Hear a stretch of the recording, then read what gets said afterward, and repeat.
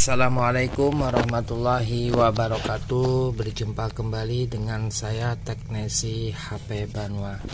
Oke kawan-kawan dan sahabat Teknesi HP Banua dimanapun kalian berada, saya doakan semoga selalu dalam keadaan sehat walafiat di dalam lindungan Allah Subhanahu wa Ta'ala.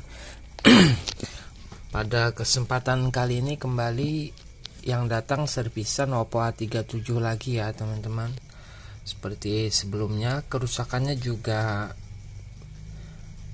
sama ya, di tombol powernya yang tidak berfungsi. Katanya ini harus ditekan dengan keras baru tombol switch on off nya ini berfungsi. Nah ini seperti mana biasa ya teman-teman, kerusakan yang sama di semua tipe, baik Oppo, Vivo. Kalau sudah kelamaan dipakai itu rata-rata ya kerusakannya di karet tombolnya ya teman-teman. Dan ini apabila dibiarkan terus-menerus tidak diperbaiki, maka tidak menutup kemungkinan akan merusak dari switch on off nya. Karena kalau sudah karetnya tidak ada, jadi yang menekan itu adalah tombol yang cukup lumayan keras, bisa mengakibatkan short pada switch on off nya. Jadi menurut saya yang punya handphone cukup berpikir bagus, langsung dia bawa ke tempat saya apabila mengalami kerusakan seperti ini. Bagi kawan-kawan yang lain, jangan dipaksakan dicolok menggunakan benda yang keras, takutnya nanti akan merusak pada switch on off nya, yang mana apabila itu yang rusak mau tak mau akan kita lakukan penggantian.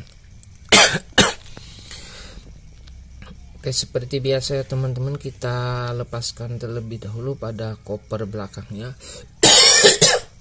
Mohon maaf ya, ini tidak tahu saya tiba-tiba batuk melulu. Tapi bukan sakit kena virus ya.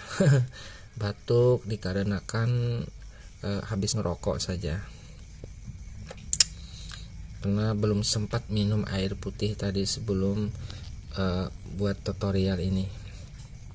Oke ya teman-teman, kita lanjut saja untuk perbaikan. Tetap seperti biasa saya menggantinya menggunakan isolasi kertas. Saya potong secukupnya dan kita gulung. Kalau saya gulungnya ya paling 3 kali gulungan ya, untuk ketebalan dari isolasi kertasnya. Ini biasanya mudah saja didapatkan untuk isolasi kertas. Kita beli di supermarket biasanya jual. Harganya juga cukup lumayan mudah. Yang biasa dipakai buat gosok kita waktu menghidupkan STNK atau menghidupkan BPKB ya. Bagaimana untuk sepeda motor di kantor polisi itu kan biasanya pakai kertas seperti ini kalau tidak salah ya teman-teman. Oke, untuk caranya ya mudah saja, kita presisikan dulu dengan benar, lalu kita potong sebagian secukupnya saja ya teman-teman, hanya sebagai pengganti tombol karet tombolnya. Kita presisikan di bagian mana yang akan menekan dari switch tombol ataupun volumenya. Oke, di sini untuk caranya yang mudah saja seperti ini. Dan ini sudah sering kali saya buatkan tutorialnya ya teman-teman. Ya sekedar kita mengingatkan saja dan kita bisa berjumpa kembali ya dengan tutorial saya, maksudnya seperti itu. Dan tapi kenapa ya setelah tadi saya bongkar handphonenya, di sini permasalahan pada layar LCD, keterangannya jangan menutup bagian layar atas ya, bagian atas layar. Nah ini disebabkan, saya rasa penyebabnya karena touchscreen-nya juga sudah retak di bagian atas dekat dengan speaker. Untuk permasalahan seperti ini biasanya disebabkan kalau tidak touchscreen-nya, bisa juga pada sensornya ya teman-teman yang kotor. Jadi untuk permasalahan seperti ini itu memang seringkali terjadi saat kita melakukan penggantian LCD. Nah itu ya teman-teman, sekedar info saja dari saya. Biasanya saat kita melakukan penggantian LCD untuk Oppo A37, terus terang saya seringkali menemukan kasus seperti ini. Itu disebabkan bukan karena komponen dari lensanya yang rusak, itu kadangkala ya ini ya teman-teman, penempatan kita meletakkan LCD-nya itu memang agak sedikit tergeser untuk LCD pengganti. Biasanya itu seringkali saya temukan.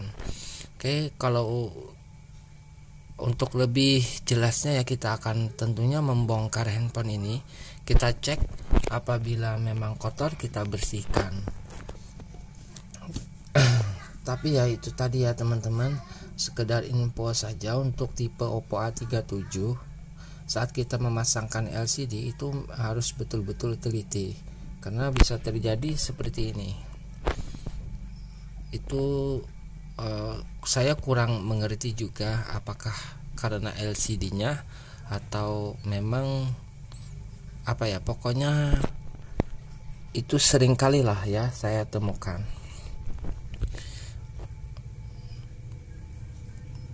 Oke, di sini saya lepaskan dulu untuk soket-soketnya, baik antena, baterai dan juga LCD-nya. Kita melepaskan papan PCB-nya, kita angkat ya. Nah ini harus ini dulu teman-teman, kita lepaskan baterainya.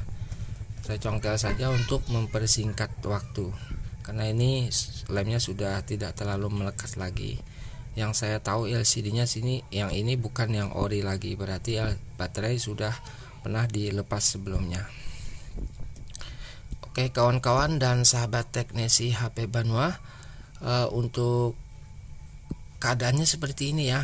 Kita bisa lihat sudah banyak korosi di bagian tempat slot SIM-nya. Kita bersihkan saja. Di dekat lensanya juga banyak terdapat korosi-korosi.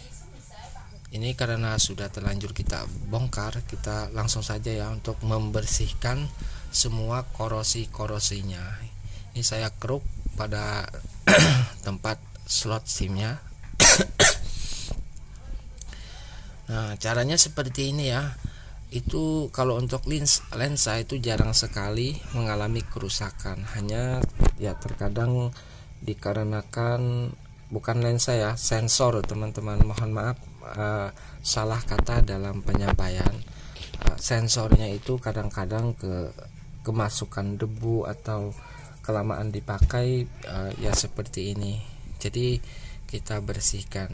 Insya Allah kalau memang tidak mengalami kerusakan, handphonenya akan kembali normal. Nah itu saja ya teman-teman, tips dari saya, semoga bermanfaat. Apabila ada kekurangan atau kesalahan dalam penyampaian kata, mohon kiranya dimaafkan. Dan apabila kalian suka dengan tutorial video saya, silahkan teman-teman untuk kasih like. Jangan lupa juga untuk tekan tombol notifikasi atau tombol loncengnya, karena insya Allah saya akan update tutorial video seputar perbaikan handphone setiap hari. Semoga apa yang selama ini saya berikan bisa diterima di hati kawan-kawan semua, khususnya untuk kawan-kawan di Kalimantan Selatan ya. Saya tinggalnya di Kabupaten Kota Baru. Jangan kada ingat mensubscribe.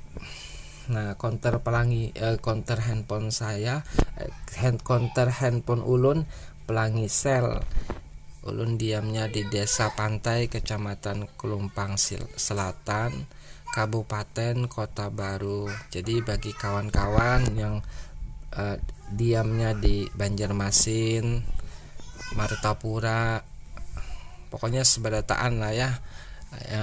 Jangan kada ingat mensubscribe-akan channel ulun supaya ulun lebih bersemangat dalam mengulah tutorial video seputar perbaikan HP. Nah, mungkin hanya ini ya yang dapat saya berikan untuk tutorial kali ini. Semoga bermanfaat, dan doakan saya juga supaya selalu dalam keadaan sehat walafiat. Sama-sama kita saling mendoakan. Insya Allah kita bertemuan pulang di lain waktu dan kesempatan dalam tutorial membaiki HP.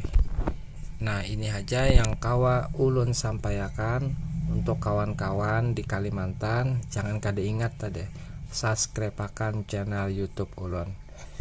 Baik, saya akhiri, wabillahi taufik wal hidayah. Assalamualaikum warahmatullahi wabarakatuh. Salam teknisi.